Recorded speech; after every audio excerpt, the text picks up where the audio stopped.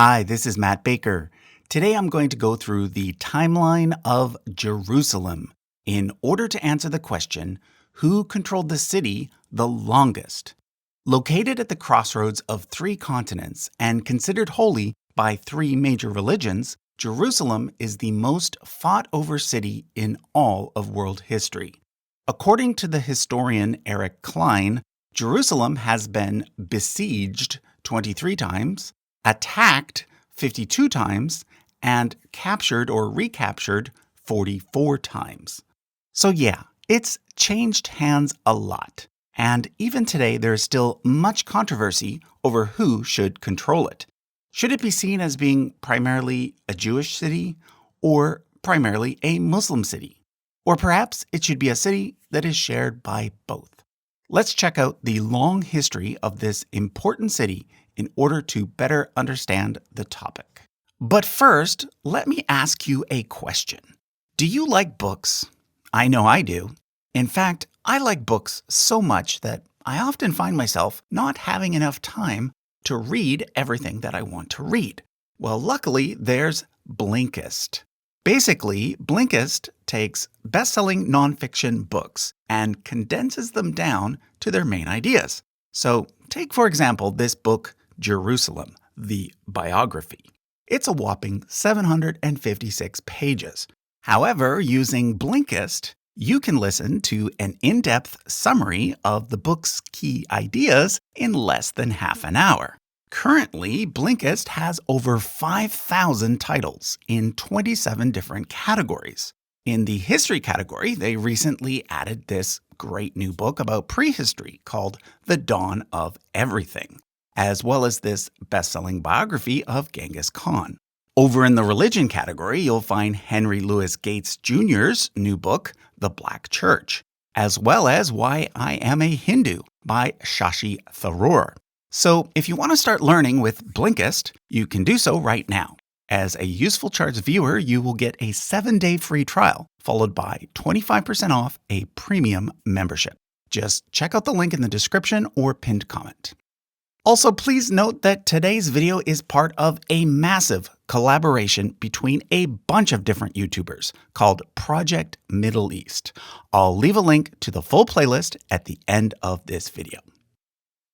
According to the archaeological record, the first evidence of a permanent settlement near what is today Jerusalem dates to around 4000 BCE.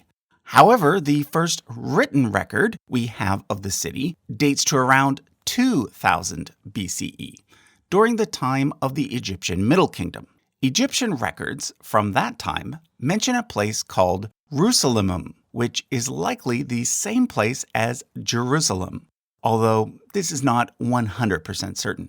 Note that both names contain the three-letter root SLM, which is the basis for the Arabic word salam and the Hebrew word shalom, both of which mean peace. However, the root may have originally come from the name of a Canaanite god called Shalim. Either way, there's not much that we can know about the city between the years 2000 and 1000 BCE. This period is generally called the Canaanite period, and it represents the time before the arrival of the Israelites.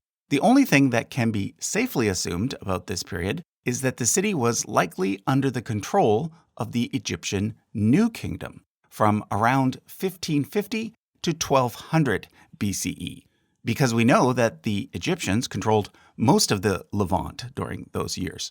Which is interesting because, according to the Bible, this is when the Exodus supposedly took place, meaning that a literal version of the Exodus story is very unlikely because it would have the Israelites escaping from one part of the Egyptian empire simply to travel to another part of the Egyptian empire. However, it does back up the general idea that the story contains some kind of memory of an escape from Egyptian control. Anyway, around the year 1200, we get a major event known as the Bronze Age collapse, in which many civilizations in the area, including Egypt, suddenly declined. This was followed by a period of Dark Ages, which lasted until around 850 BCE, when suddenly we get lots of written records again. Records that make it clear that the area was now under the control of a group of people known as the Israelites. Where exactly the Israelites came from is a bit of a mystery, but the current consensus is that they were likely a subset of Canaanites who lived in the hill country and or belonged to a certain social class. And that when the larger Canaanite cities along the coast were destroyed during the Bronze Age collapse, this particular subset of people ended up filling the void, eventually becoming known as the Israelites. According to the Bible, an early Israelite leader named David captured Jerusalem from a Canaanite group known as the Jebusites around the year 1000 BCE. And thereafter, it became the capital of the southern Israelites, who eventually formed the kingdom of Judah, from which we get the terms Jew and Judaism. I'm therefore going to start my record keeping of who controlled Jerusalem with the Judahites, who controlled the city from approximately 1000 BCE to 586 BCE, for a total of 414 years, even though our knowledge of the early part of that period is quite shady. I'm also going to count that entire time as being dominated by the Jewish religion, even though Judaism during that time was certainly quite a bit different than it is today, and true monotheism may not have even developed until near to the end of the period. Moving on, in the year 586 BCE, Jerusalem and the original Jewish temple there were completely destroyed by King Nebuchadnezzar of Babylon. However, the Babylonians only remained in power for 47 years, because starting in 539 BCE, they were conquered by the Achaemenid Persian Empire. During the Persian period, which lasted 207 years, many Jews returned to Jerusalem, and the city, as well as its temple, was rebuilt. Now, although the ancient Persians followed the religion of Zoroastrianism, I'm going to once again count this period as being dominated by Judaism, because the Persians were famous for giving local populations the freedom to follow their own religion. And this was certainly the case in the province of Yehud, which is what the Persians called the area around Jerusalem. In fact, it was during this Persian period that much of the Jewish Bible was compiled in Jerusalem. Okay, so in 332 BCE, Alexander the Great captured Jerusalem from the Persians, and thus the Hellenistic or Greek period in Jerusalem's history began, lasting for 168 years. During this time, power shifted back and forth between several different Greek dynasties, with the two main ones being the Ptolemies, who held the city in total for 107 years, and the Seleucids, who held it for 33 years. During this time, though, Judaism remained the official religion in Jerusalem, except for the final 3 years, which is when a statue of Zeus was placed in the temple. This event led to the Maccabean Revolt and the beginning of the Hasmonean period, during which the Jews were able to reestablish a mostly independent kingdom. They held on to power for 101 years, until 63 BCE, when the famous Roman general Pompey besieged the city and made Judea a client state of Rome. Rome then went on to control the city in one way or another, pretty much for the next 676 years. Sure, the Roman Republic eventually evolved into the Roman Empire, and then the Roman Empire in the East eventually evolved into what is called the Byzantine Empire. But basically, it was the same state controlling Jerusalem throughout this entire time. However, the official religion of Jerusalem changed a few times during this period. Initially, the Romans allowed the Jews to continue to practice Judaism in the city and to keep their temple there. But in 66 CE, the Jews launched a rebellion against Rome, one that eventually failed and led to the complete destruction of Jerusalem for the second time in its history, in the year 70 CE. The Second Temple was also completely destroyed, and to date, no Jewish temple has ever been rebuilt in Jerusalem. So I'm going to add 132 years to the Judaism total for the years 63 BCE to 70 CE. Now, for the next 60 years, Jerusalem pretty much lay in ruins. However, in the year 130, Emperor Hadrian decided to rebuild the city, but this time he named it Aelia Capitolina, which is a reference to the god Jupiter. In fact, he created a temple to Jupiter on the exact site where the Jewish temple had once stood, and he prohibited Jews from entering the new city. He also built a temple to Venus. This, of course, enraged the Jews, and it led to the Bar Kokhba revolt, during which the Jews were able to take control for about 3 years. But the Bar Kokhba revolt failed, and the two pagan temples stood until the year 326, which is around the time that the religion of the Roman Empire started to shift towards Christianity. At that point, the pagan temples were destroyed, and the Church of the Holy Sepulchre, which marks the traditional site of Jesus' crucifixion and burial, was built on the former location of the temple to Venus. It was also around this time that the name of the city was changed back to Jerusalem. But it's important to remember that for about 193 years, Jerusalem was essentially a pagan city where the ancient Roman religion was practiced. So that bumps up paganism's total to 196. I'll also add 3 years to Judaism's total to represent the Bar Kokhba years. Let's now consider the period between 326 and 614. During these 288 years, Jerusalem was very much a Christian city. So let's add Christianity to the list and start with 288 years.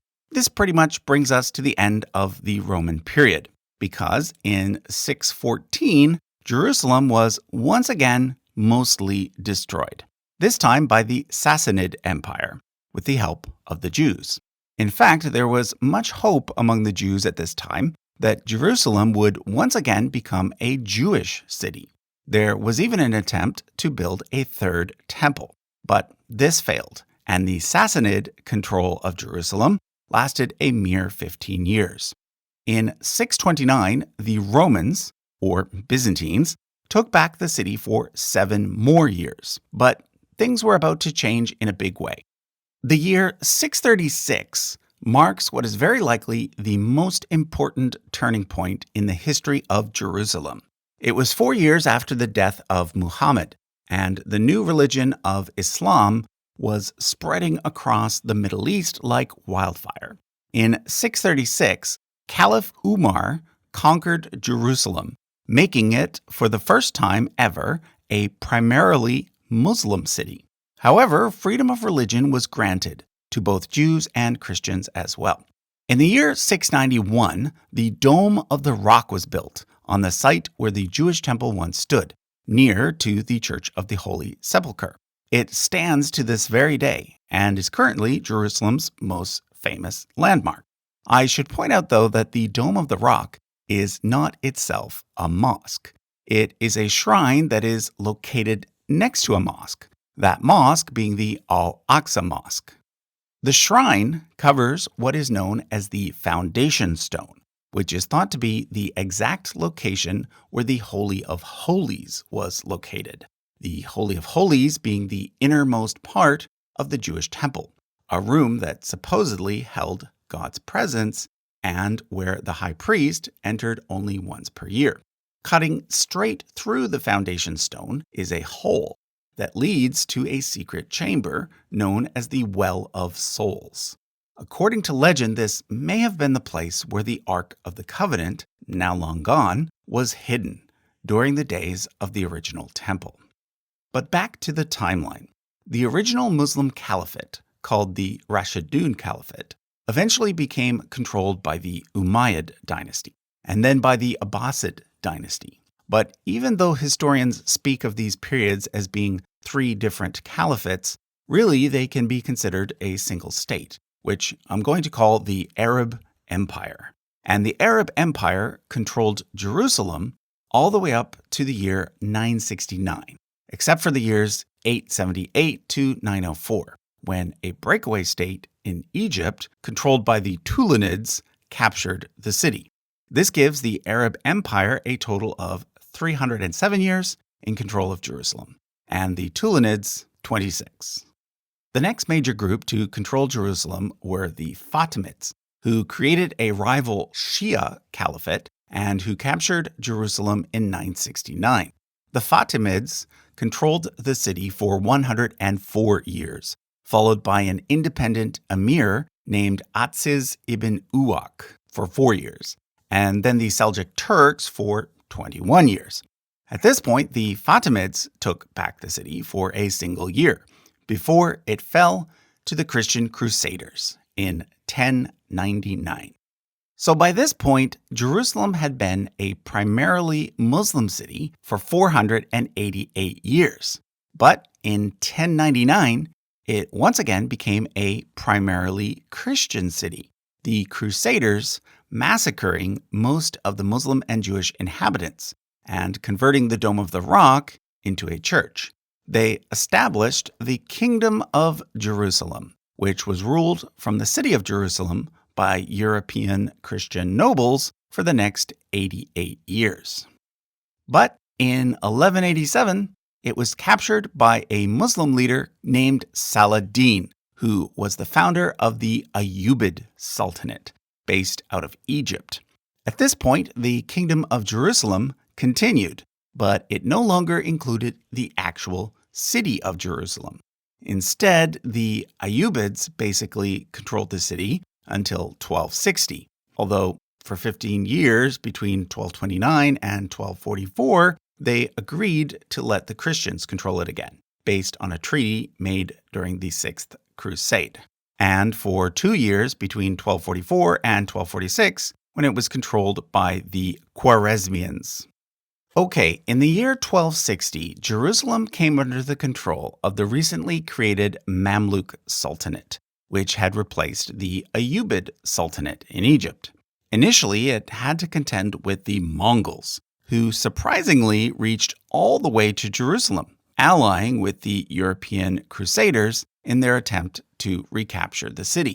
But the Mamluks eventually won those conflicts, and they remained in control of Jerusalem until 1516, which is when the Ottomans took over. So the Mamluks come in at 256 years. And as you can see, the number of years that the city was held by Muslims continues to go up. The Ottomans held Jerusalem for a whopping 401 years, all the way to 1917. Which is when the city fell to the British during World War I. But by this time, Jerusalem was no longer a majority Muslim city. Starting around the 1830s, the Jewish population in Jerusalem started to rise significantly, so that by the year 1850, the city was pretty much equally divided between Jews and Muslims, with a sizable Christian minority as well. So I'm going to give 401 years to the Muslim column, but I'm also going to add 67 years to the Judaism column, representing the time from 1850 onwards when Jerusalem was inhabited by both Jews and Muslims. And from here on out, I'll continue to credit both Judaism and Islam equally. So taking things up to today, we get the British Mandate, which lasted for 31 years, followed by joint control by both Israel and Jordan for 19 years, followed finally by de facto control by Israel for the last 55 years. I say de facto because while Israel has, in practice, full control of the city, this control is disputed by Palestine, with no end to the disagreement in sight. Okay, so we're now ready to draw some conclusions. From our tally, it's clear that the state that controlled the city of Jerusalem the longest would be the Romans, followed by the ancient kingdom of Judah and the much more recent Ottoman Empire. In terms of religion, Islam dominated the city for about 1,283 years, Judaism for 1,197 years, and Christianity for 410.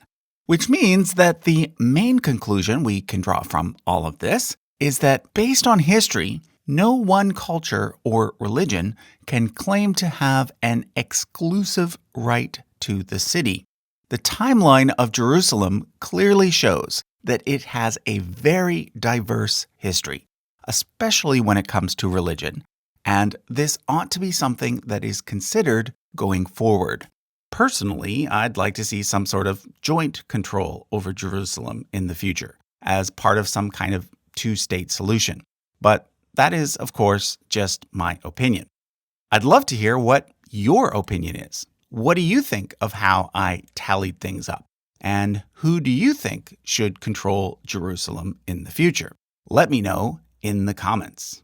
And be sure to check out the other videos in Project Middle East by clicking the playlist in the description or pinned comment. Finally, if you want to get a copy of Sam's map of Jerusalem, you can head over to usefulcharts.com right now. Thanks for watching.